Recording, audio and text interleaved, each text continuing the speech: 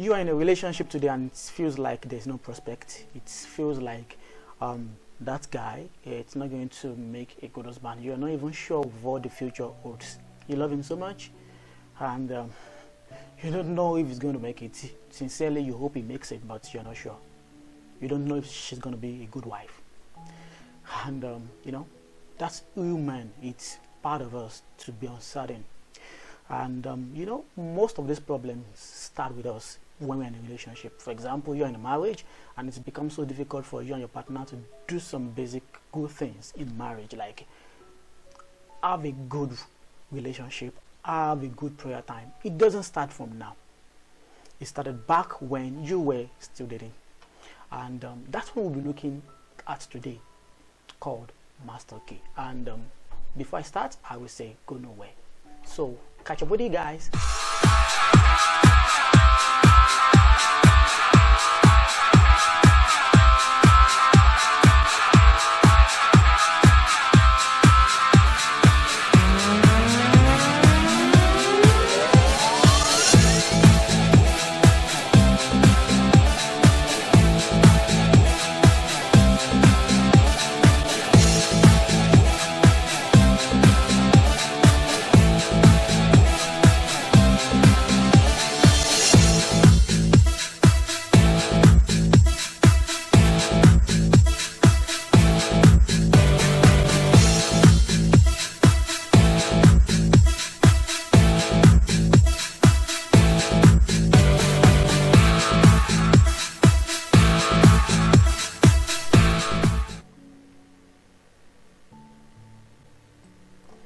Welcome back, everyone. Today, briefly, we're going to be talking about what is titled Master Key, and it applies to our relationships, it applies to our marriages, and it is better for you if you're not married, you're in a relationship with a guy, and if you can put certain things in practice now, it will save you a lot of troubles when you get into marriage. Or don't let me say troubles alone. Some things you want, some things you need to start learning. Just like in IT, we call something machine learning, artificial intelligence. It starts learning your behavior, what you do online, what you like to do most, the site you visit, the product you have checked, and it starts to suggest back to you. That is the same way it works when it gets to a relationship. Many things can be taken care of now when we are in relationship, so that it can save us the hassle of trying to learn couple of things together as intending couples. My name is Damilaya McDavid, and together with my wife, we run Vision Relationship Clinic. And today we'll be talking about Master Key. This is a write-up by my wife, and she has done excellently well by putting up these words together. And I'll be using some of her words as I explain to her, so that we can have a basic understanding, and for the benefit of those of us that may not have the time to keep reading. Some days back, as we sat on the couch gisting away our years back, King D, referring to me, and I, referring to my wife, recounted so many experiences from our courtship days. I reminded him of his teaching jobs that was barely enough to feed him after putting money aside to pay his university school fees. The long hours of trekking from Lasso part-time. Oh God, I just remember these days.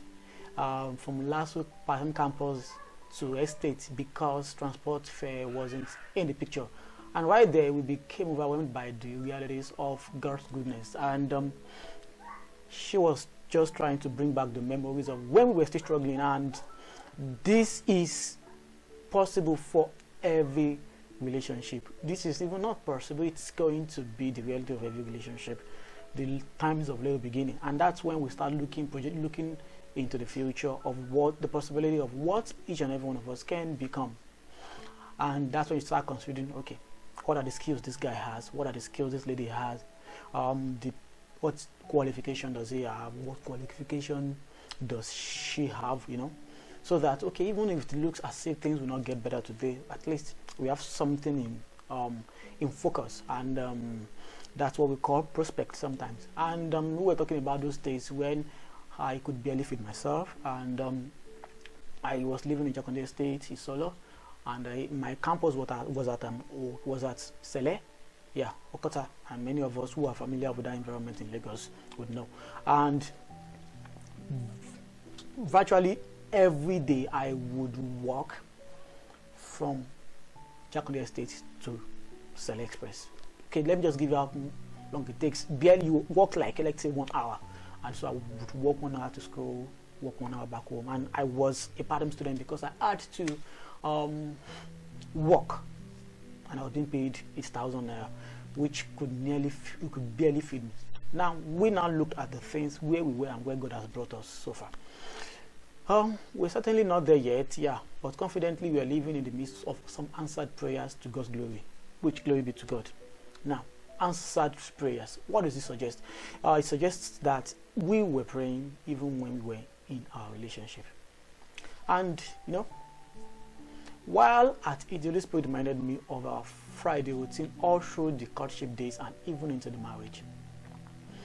Whether miles apart or in close proximity, every Friday we fasted and prayed. We prayed like our lives depended on it, because it actually does. Yeah, we never had any other option. We prayed for our hearts, futures, ministry, godly family. We desire to raise our children, and every decision leading to the greatness God has prepared us for, including open doors, favor, elevation, and we ask God for increase in men, for men like angels.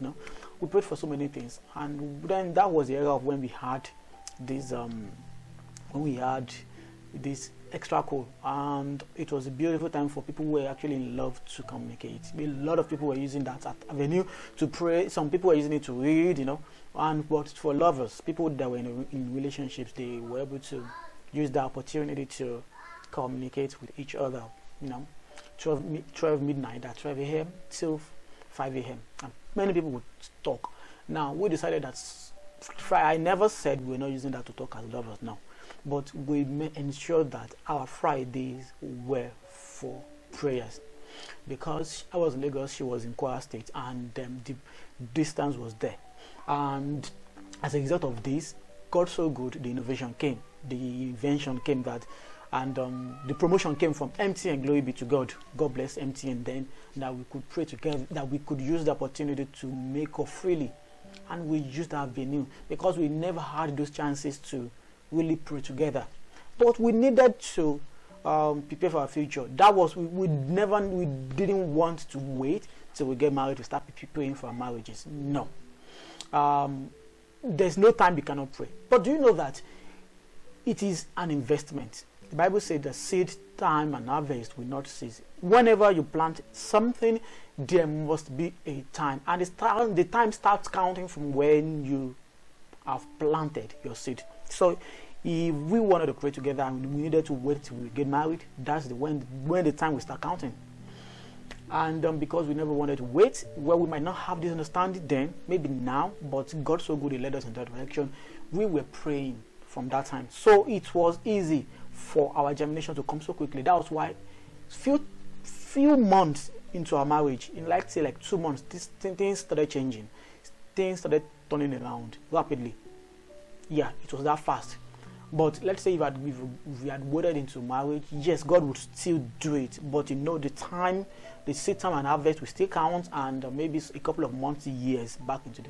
Now, that is on the one hand. On the other hand, it was able to build our ability to pray together, which means if we did not inculcate that into our relationships, it might be difficult for us to make it a lifestyle in our marriage.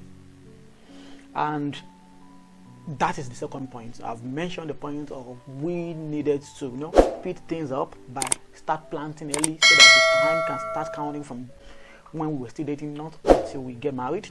And number 2, I'm just looking at myself, I look quite young because I just had haircut. So, and number 2, because we needed to imbibe our ability to pray, not waiting until we get married.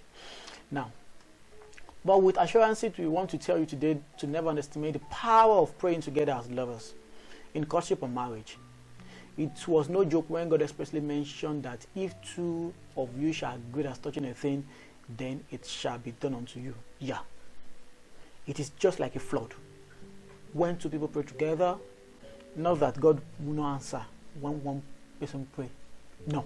But the Bible says it will come like a flood. When one person pray, it can be like a sprinkling water, and when two people pray together, the Bible says that it comes like a flood. The Bible has always been emphatic about what happens when people come together. It says a person will chase 1,000 and two persons will chase 10,000. And can you see the multiplication, which is the ability of you guys to secure your future? Yeah, you can pray individually, but as the Bible has said it, there's much more power when you come together and pray together.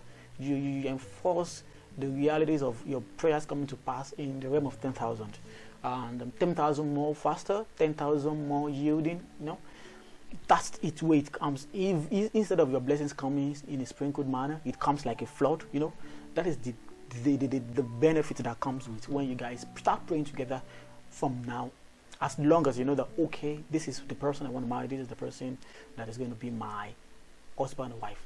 I know you are prayer partners and prayer champions, praying day and night, and it's very good, fine, very beautiful, but do not neglect the journey of hands and hearts in prayer between you and your spouse. Now this comes down to people who are married now, because we mentioned praying, joining of hands and hearts, and it does not also not restrict to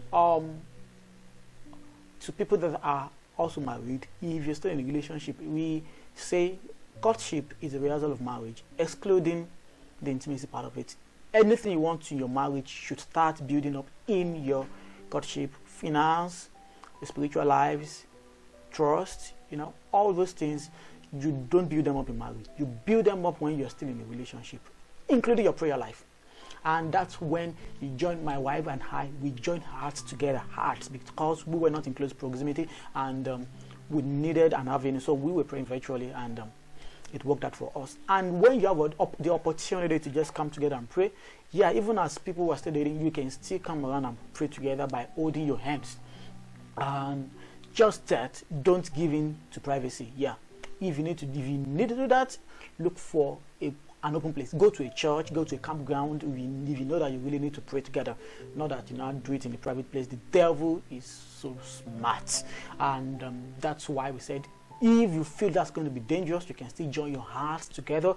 Thank God for the ability to make calls over data, voice over IP, like making calls on WhatsApp, all these social media applications, on Facebook Messenger. So with this, you can still connect your hearts together and pray from wherever you are, and it makes it more easier than during our own days when we needed to wake up the whole night. You may decide not to wake up in the middle of the night and pray the whole morning, and you can decide to do that as well, and with that consume a lot of money. Now that we don't even have anything like extra pool again, for people in western part of the world whereby you're not charged per calls, it's also beautiful for you. But the basic line is, number one, inculcate the habit of praying together. It builds you personally, it builds your ability to pray. One, it builds your ability to pray as couples who are intending, and at the same time, the Bible says iron sharpens iron.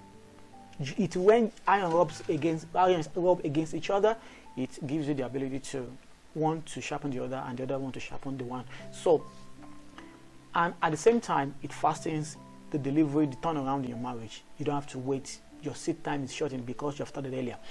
And as I'm encouraging, couples should also, I think I've read so much for singles, but for couples, please try and pray together. Don't wait until you have challenges in marriage. No, the Bible says that the righteous pray before the days of evil.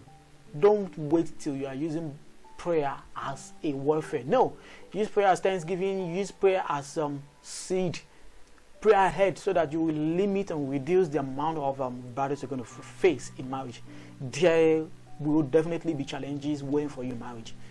At every point of one's life, at every sphere of one's life, there will always be challenges waiting. So that's why you can take care of these challenges ahead of time when you guys start praying now.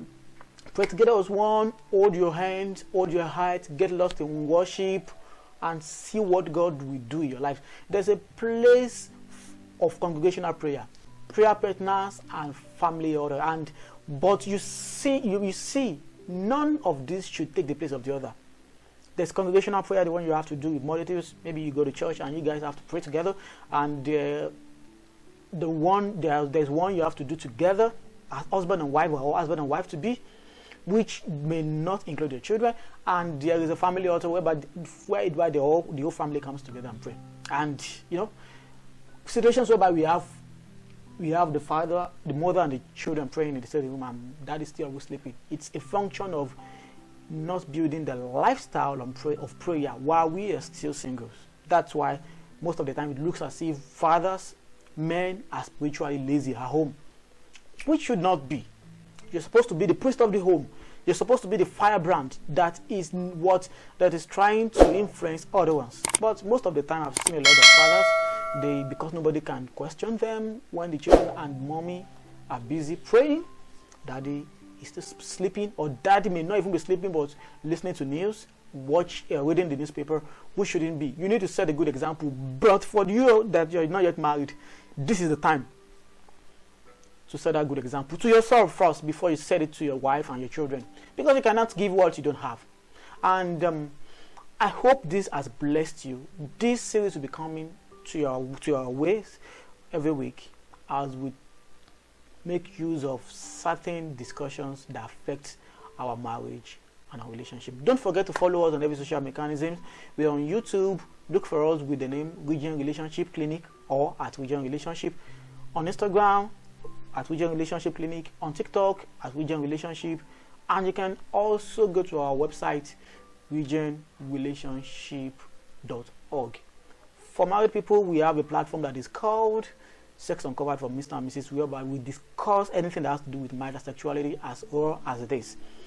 But for married people only. If you want to join us, you can send a WhatsApp message to the number scrolling on the screen, or use any of our channels to reach out to us, and if you're able to prove to us that you're married, we'll definitely get you into the group. See you next week as we discuss another exciting episode. Thank you, and have a very beautiful day.